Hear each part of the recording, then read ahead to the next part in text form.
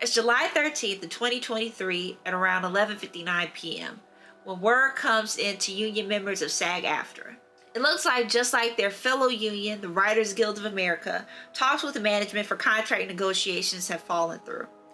And that just like the WGA, they too will follow through with the strike. The combined strike of the WGA and SAG-AFTRA lasted from May to November of 2023 and is the longest strike in each union's history, with the SAG strike lasting from July 14th to November 9th, a total of 118 days. The SAG-AFTRA union negotiation team was in talks with management from the higher studios that whole time and would give updates to the membership and press. One notable presser right before the strike had union president Fran Drescher, yes, the nanny, talk about just how little it seemed management valued their workers. I went in earnest, thinking that we would be able to avert a strike. I am shocked by the way the people that we have been in business with are treating us.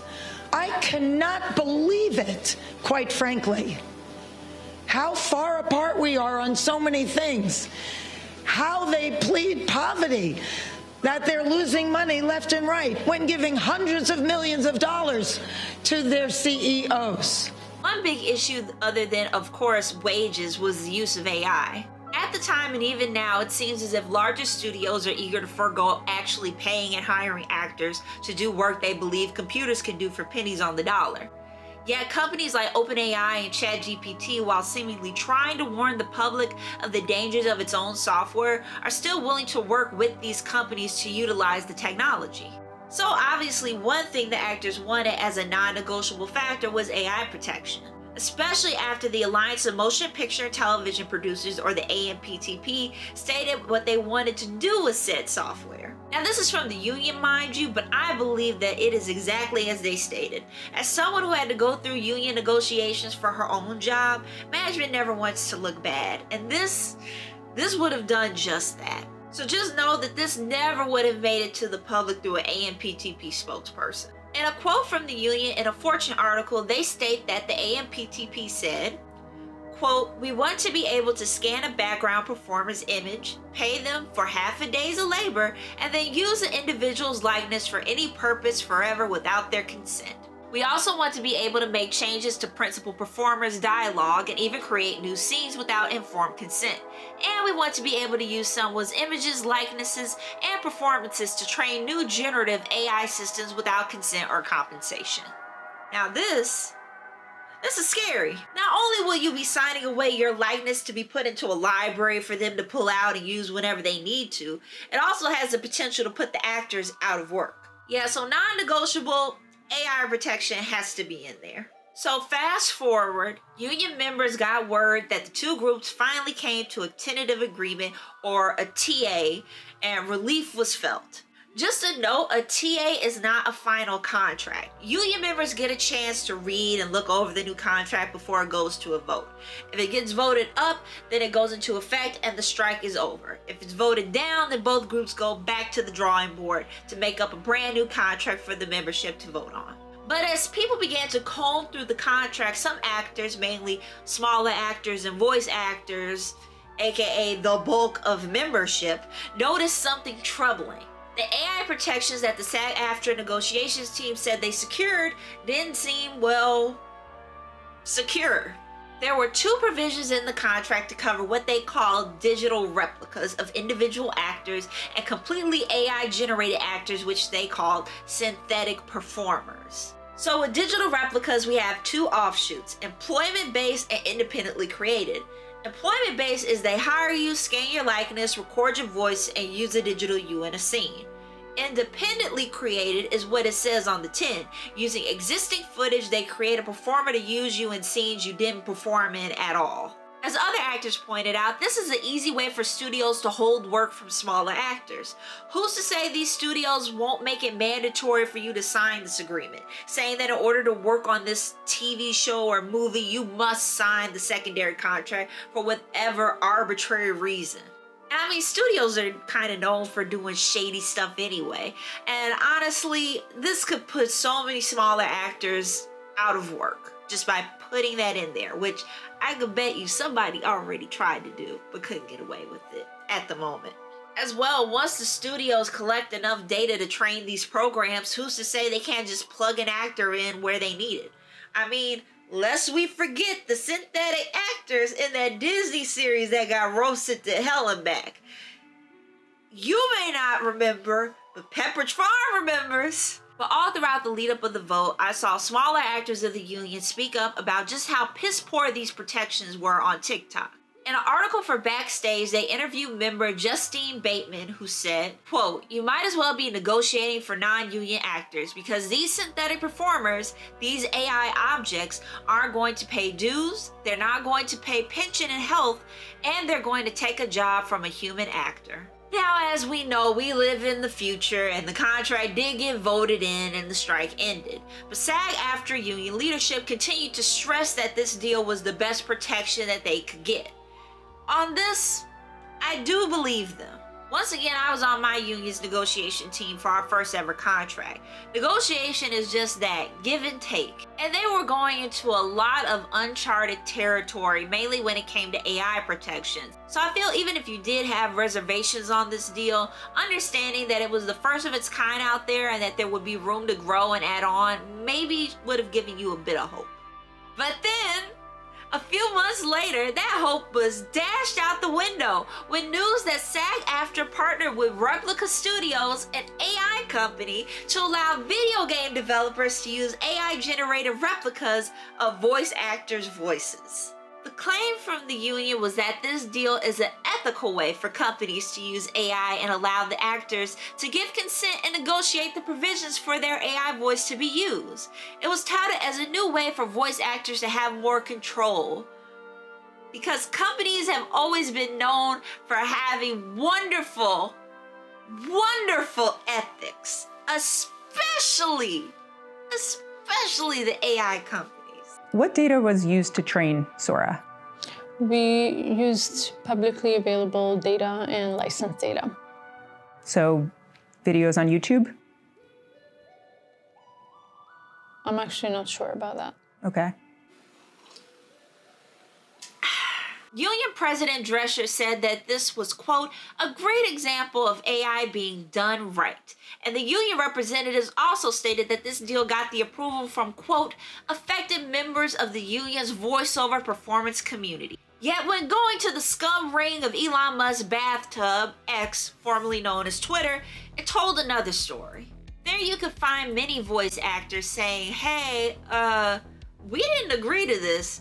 We didn't even know about this. And if we did, we would have said no." Voice actors don't receive any other compensation other than a base payment for work that if they were doing regular acting for would probably get residuals on. And depending on the success of the series, the amount you get paid for versus the amount they make back is just a drop in the bucket. Even all the way back in 2008, Michael Hollick of VA in Grand Theft Auto 4 talked about this very issue in a New York Times article. But it's tough when you see Grand Theft Auto 4 out there as the biggest thing going right now, when they're making hundreds of millions of dollars and we don't see any of it. I don't blame Rockstar. I blame our union for not having the agreements in place to protect the creative people who drive the sales of these games. Yes, the technology is important, but it's the human performances within them that people really connect to, and I hope actors will get more respect for the work they do within these technologies. The article really brings up the main thing that boils down all of this in both the games industry and Hollywood. It says, quote, "The game companies that make millions in royalties appear reluctant to share. Among their executives, one real fear is that if they start paying royalties to a handful of actors, they will soon face similar demands from the legions of artists, designers, audio producers, musicians, programmers, and other people who work for years to make a top-end game. If the voice actor doing a police officer's voiceover gets royalties, the argument goes, why not the artist who designed his face, or the artificial intelligence programmer who designed how he chases the bad guys?" I don't know about y'all, but when I hear that, I just hear, I want to get paid from the money that this game is making, even though I didn't make it. But you all who did, you shouldn't get any royalties at all, even though it's all your hard work that went into the product that's making me billions of dollars, that's paying for my yacht right now. You know, God, I fucking hate capitalism, Jesus. So the easiest solution for them now is just pay for a bit of voice work, keep it in a library, and pull it out when you need it. Yet even though this deal is supposed to prevent this, if there is one thing these companies are great at, it's finding loopholes to get what they want. Now, to my knowledge, we have yet to see just how this deal will play out, but it's just very, very concerning. Given that even the people who you believe are fighting for you still turn around and do something like this. And if they can't protect not just your livelihood, but your person, the thing that makes you, your voice, from the hands of a major corporation, then who can? Would you believe me if I said the government? So I want to say this all started in 2022 when some Dodo tried to get an AI-generated comic copyright. Chris Costanova, aka the Dodo, made a comic called Zarya of the Dawn, and I think was planning on copywriting it to sell. I personally think they were doing it as a gotcha moment to prove validity in AI and its use going forward. So they went to the US Copyright Office to make the work official, and the comic was granted protection until they found out the images were made using Midjourney, a generative AI image program. A generative AI image program that scours the internet for images made by other people to create new ones. In an article from Ars Technica, the letter that Chris got back from the Copyright Office stated that, quote, "We conclude that Ms. Costanova is the author of the work's text as well as the selection, coordination, and arrangement of the work's written and visual elements. That authorship is protected by copyright. However, as discussed below, the images in the work that were generated by the Midjourney technology are not the product of human authorship." That last part, human authorship, set a precedent. That in order for you to officially copyright a work in the US at this time, it has to include human-made elements. Not trained off humans, but include a human-made something in there. So the text, the arrangement, and the placement was all done by the author, but the artwork was made from a software that, like I said, used millions of stolen images to combine them into one big mashup. Now, there are many lawsuits going on right now that have not been dealt a ruling that can still change the course of this. God knows how long that's gonna last given how backlogged the court system is. Like the group of authors suing OpenAI, or the New York Times suing OpenAI and Microsoft. But the main thing is that it looks like the law is being forced to catch up. The state of Tennessee on January 10th of this year, 2024, announced the Ensuring Likeness, Voice, and Image Security Act, aka the Elvis Act. That would make it a Class A misdemeanor to use an artist's voice without consent to create AI-generated likeness. As stated by the state itself, a lot of its income comes from music. They report that the music industry in the state holds more than 61,617 jobs across 4,500 music venues, and it earns the state roughly about $5.8 billion in revenue. To lose artists and performers to AI would not just be horrible in a moral sense, but also, well, in a business sense. According to the state website about the bill, while Tennessee's existing law protects name, image, and likeness, it doesn't specify addressing new personalized generative AI cloning models and services that enable human impersonation and allow users to make authorized fake works in the image and voice of others. Artists and musicians at all levels are facing exploitation and the theft of their integrity, identity, and humanity. The Elvis Act would be the first legislation of its kind in the nation to build upon existing state rule protecting against the unauthorized use of someone's likeness by adding voice to the realm it protects. And this bill got a lot of support from music groups, coalitions, and even from SAG-AFTRA. But when I saw this Elvis Act, I thought a few things. One, for some reason now that I'm talking about Elvis, he just seems to be popping up everywhere in my life. And two, this could be the start of the end of AI. Its legal use, at least. So in this particular video, I'm talking mainly about voice actors because I find it interesting that they are respected in the very niche area that they're in, while also being disrespected on a larger scale in the same area that they're in by an industry that claims to respect them, and by the same fans that just believe that anyone can do what they do. I can't tell you how I will go see so many posts from people on the evils of AI art, which I do agree it's bad, but then repost an AI generated cover of a gospel song sung by Patrick from SpongeBob. Like, okay, Patrick singing never would have made it as funny, but imagine you're his VA. Just scrolling and someone sends this to you saying, oh, I didn't know you did this. You hit play and you hear your own voice singing back to you. It's something you never did and you know you didn't do it, but you hear it. It's real. It's garnering millions of views. It's the same thing like those poor VAs in the Amazing Digital Circus, or even the pilot VAs from Has-Been Hotel. And I'm pretty sure I can bet that the VAs of Hell of a Boss are experiencing the same thing right now. And especially when the VAs did call these people out on it and only got told that it was no big deal. Like, if you're a fan of this person's work, why are you stealing it from them? If you are a fan of this actor's voice and inflection and the way that they present these characters, why are you then supporting the same software that is looking to replace that person? But this also brought up a third question. If SAG-AFTRA is so protective of their members and even co-signs the Elvis Act, why seemingly sell your VA membership up the river like that? Well, I think Elvis can be the start of some amazing protections for actors and performers from AI as we wait for the courts and state governments to do their thing. It's up to us as consumers of digital content to not engage with AI-generated anything. Once you find out it's AI-generated, stop. All right. Here's a personal story. So I found a weird yet engaging ASMR channel not too long ago that I wanted to do a video on. After listening to a couple of videos, it was evident that there was like some kind of weird second layer story going on, almost like a SCP meets ASMR. And I was like really interested. But the thing that tipped me off to this being just a completely AI generated channel was one video I heard.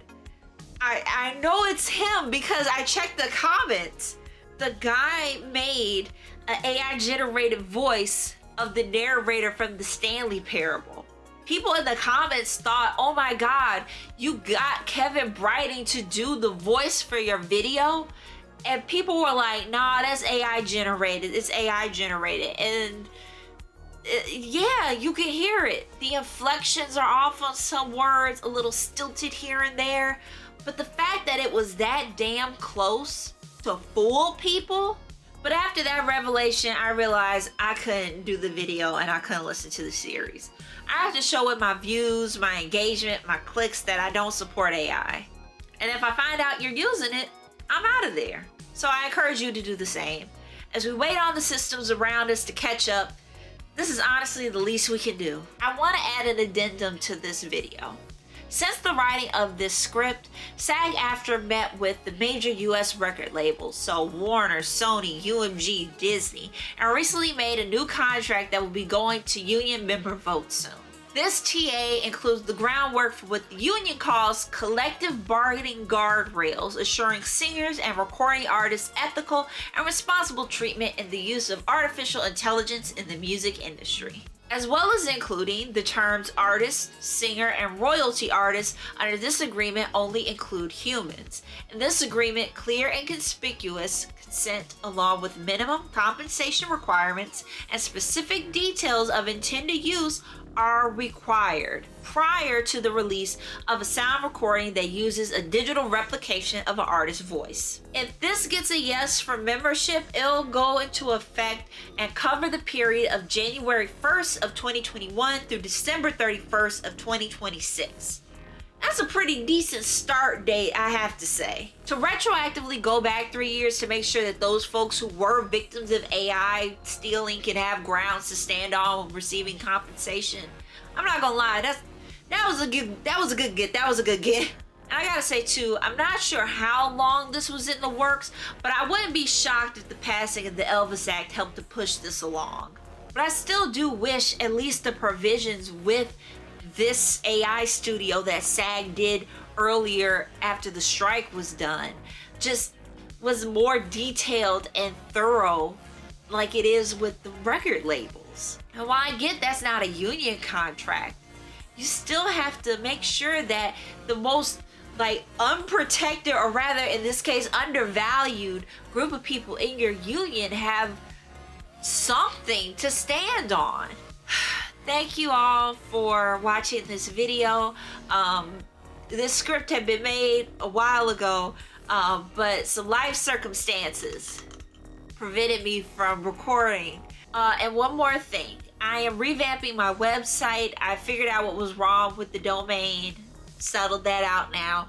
And on the website, I'm going to have a section where you can actually like go find the bibliography for my videos that have sources. So like this video, right? Or any of my long form videos, I'm gonna have sources, and I will have each like the video name up there, and you can click on it and it'll take you to a Google Doc where all of my sources, which will be listed in classic MLA format, because you know, can't go wrong with MLA.